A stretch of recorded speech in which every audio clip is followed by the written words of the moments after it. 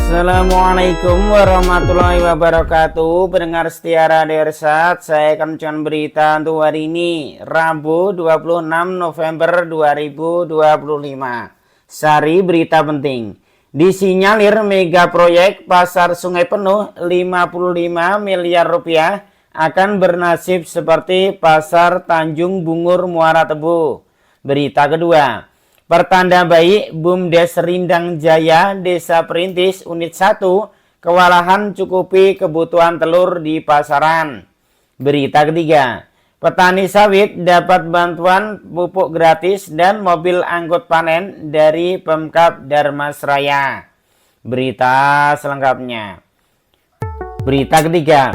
Petani kelapa sawit dapat mendapatkan pupuk gratis dan mobil angkut panen dari Kabupaten Dharmasraya, Sumatera Barat dari pemerintah Kabupaten Pemkab setempat. Ini bukti Pemkab Dharmasraya di bawah kepemimpinan Bupati Anissa Suci Ramadhani SHLLM bersama Wakil Bupati Leli Arni SPD MSI yang menghadirkan beragam program langsung ke tangan petani agar produktivitas dan penghasilan mereka meroket.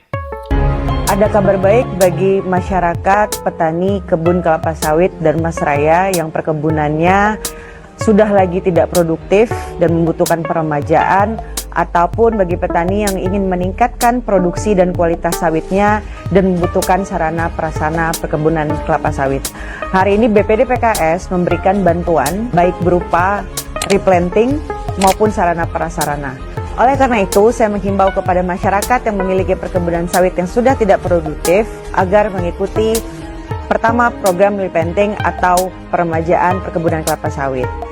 Kedua, tidak hanya itu, juga ada bantuan untuk sarana dan prasarana kebun, pupuk, serta peralatan hingga mobil langsir untuk kelompok yang sawitnya telah mencapai umur 4 tahun, sehingga sawit bisa tumbuh dengan kualitas baik dan meningkatkan produksi perkebunan sawit masyarakat. Bahkan ketiga, tidak hanya itu, juga terdapat biaya pendidikan untuk anak petani sawit. Dana untuk peremajaan 1 hektar kebun mencapai 60 juta. Dana itu digunakan untuk bibit, biaya pengolahan lahan, pupuk, hingga prasarana. Tidak usah khawatir bagi masyarakat yang takut kehilangan penghasilannya selama proses peremajaan sawit, karena BPD PKS juga menyediakan tanaman hortikultura sistem tumpang sari sebelum sawit yang ditanam kembali bisa menghasilkan.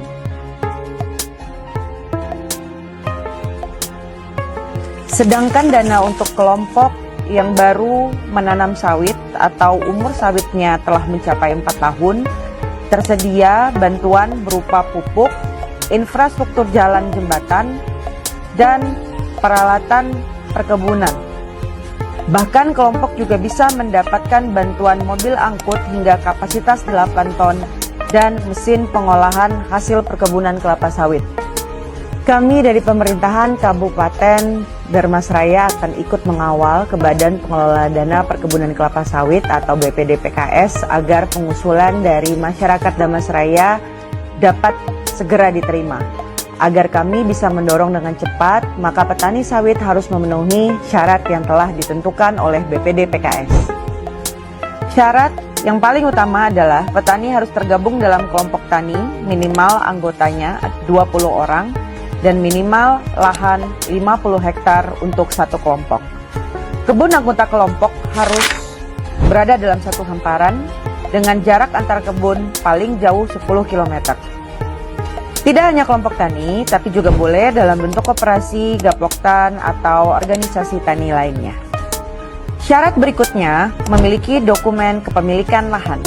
Dokumen ini tidak harus dalam bentuk sertifikat. Lewat dukungan Badan Pengelola Dana Perkebunan BPDP, Pemkab Dharmasraya memberikan bantuan pupuk gratis, perbaikan jalan usaha tani, dan bahkan mobil langsir untuk angkutan hasil panen khusus kebun sawit berusia 4 tahun. Semua dilakukan agar panen bisa cepat dijual tanpa hambatan logistik. Selain itu, ada program replanting bagi sawit tua atau yang tidak produktif.